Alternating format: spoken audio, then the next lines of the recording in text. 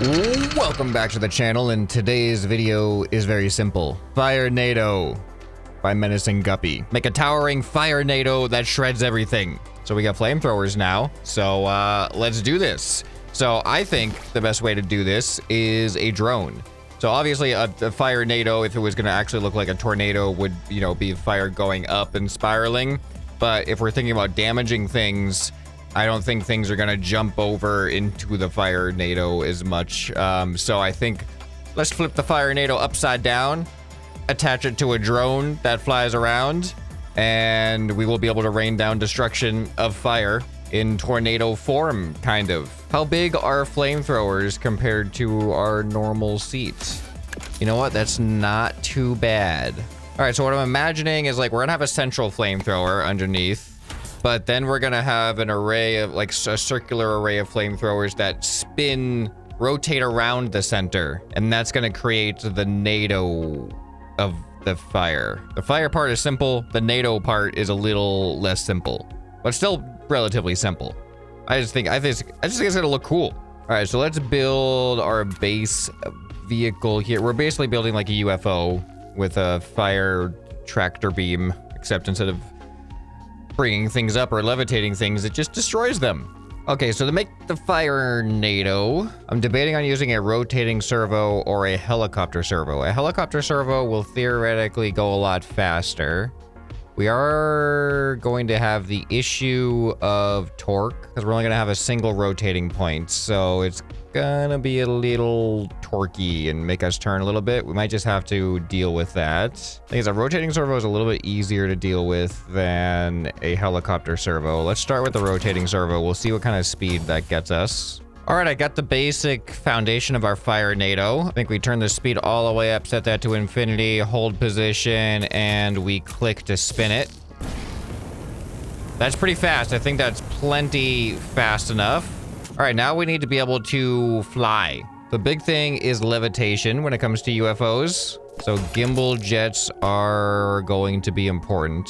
All right, I always gotta remember how to logic this. So we need a speed sensor. Speed sensor faces down. And I think we need an AND gate. So this AND gate gets triggered by the speed sensor. And then this AND gate triggers these. So when we're going down, these stop us from going down. However, if I press control, which will trigger a NOR gate, this NOR gate also goes in there and is activated by control. So now I should not go down unless I press control. Then it turns off the AND gate. Okay, easy. Super easy. Look at that. Perfect hovering. We have very, very easy altitude control, and now we can test out our FIRENADO. You know what?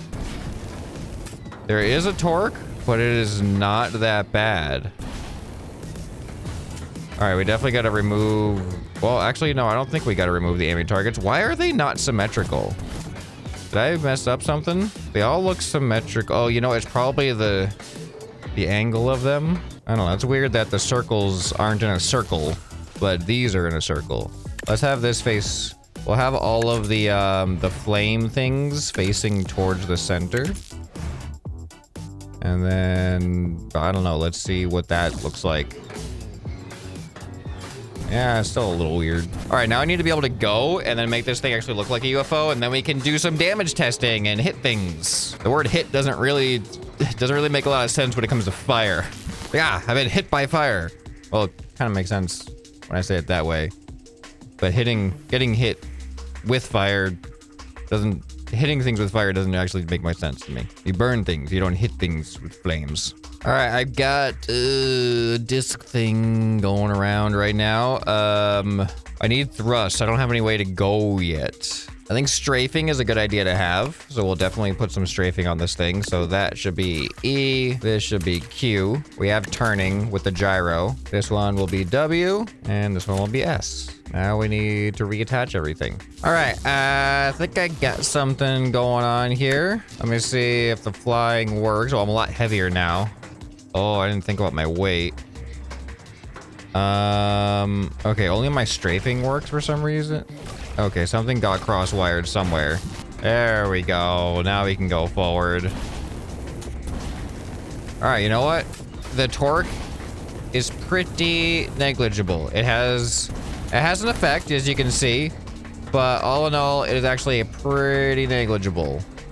All right, I think I also need, I want to give myself a little bit of tail drag so that when I turn, I kind of like go in that direction. Oh, a quantum rudder. I so often forget that the quantum rudder exists, and this is exactly what it is for. There we go. So now when I turn, I drift more in the direction of travel. All right. We now have... Oh, interesting. Interesting. The trail that is left behind by the flamethrowers is like... It's like little spots instead of a whole trail. I wonder if that's because I have so many flamethrowers. Oh, there we go. There's more. A little bit more. You know what? I think this can be more of a FIRENADO. Hold on. Let me just look at what it looks like right now. I mean, it looks like a FIRENADO, but there's one thing I want to try. I want to try to angle these in. Doesn't really work that well because these ones are not going to be on the grid, these corner ones. But I'm just curious what it looks like. I don't know if it's going to look any different having the flame be on an angle as it spins. I'm hoping it'll create more of like a spiral effect. All right, so I'm not going to do it with the corner ones because they don't really go in like an ideal direction. But let's see what happens. See, now they are on angles. So let's just see if it has any different type of aesthetic.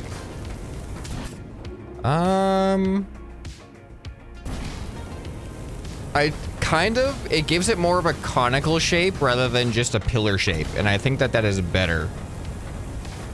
I actually do like it a lot better. All right, so now, unfortunately, I want more power in this thing now. Or at least more lift. And I have not given myself much room.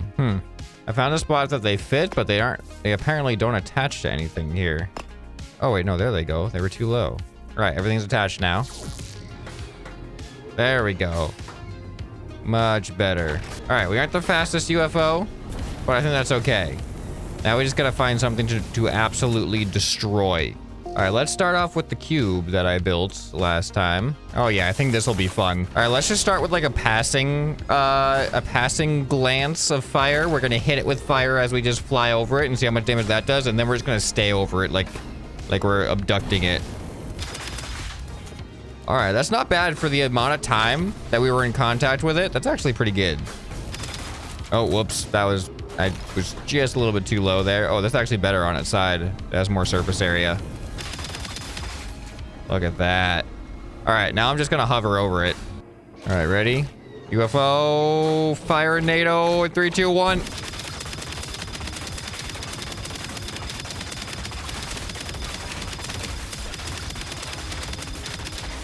All right, that's pretty satisfying. That is pretty satisfying. I'm gonna let it recharge. I'm gonna just take off every single block here.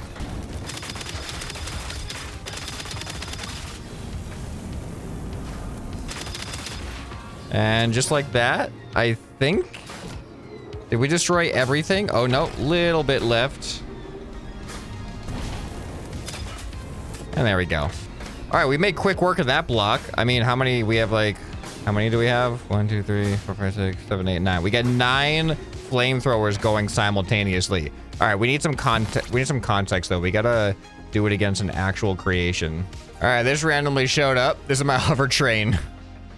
UFO versus FIRENADO, or hover train versus FIRENADO from a UFO. Let's see how that feels. I feel like this could be the concept for a alien abduction movie, getting abducted from a train. All right, we've opened up the roof. We've torn off the roof. All the passengers are now exposed, ready for abduction. To be honest, they're a little crispy right now. This is absolutely devastating. Yeah, this thing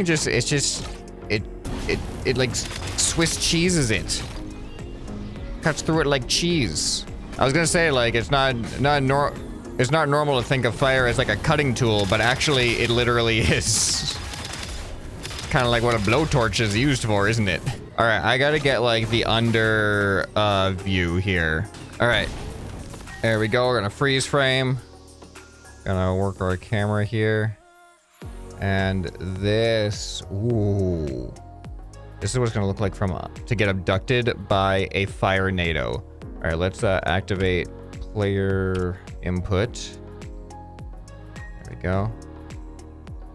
All right, that way when we unpause. Yeah, that looks like a FIRENADO to me. What do you guys think? Oh, that looks like a transition screen. Like, coming up next on this episode of ScrapMan. FIRENADO. A UFO that does fire tornado things. Title screen. This actually does make a pretty sick transition. Just like green screen the back of that out. Just have this transition to the next scene. All right, well, I must say FIRENADO was quite the success. Simple concept, but epic to just experience and work with. Oh, I love, like, the train was like the perfect build because it's got a lot of blocks and it's long. So you just get to see an extended effect on this thing. Oh, it's so good. It's so good. The flamethrower is such a unique weapon. All right, if you guys have any other fun ideas that you'd like to see, let me know in the comments below, or you can join the Discord and submit it to the video ideas channel. I think that's where it's going to be more likely to be seen in the comments, but I do read the comments on every video as well. But I hope you guys enjoyed the FIRENADO, and if you did, you'll probably enjoy some more you can find right here on the end screen. Hope this video has earned your subscription. Anyway, this has been ScrapMan, and I'll see you next time. Bye.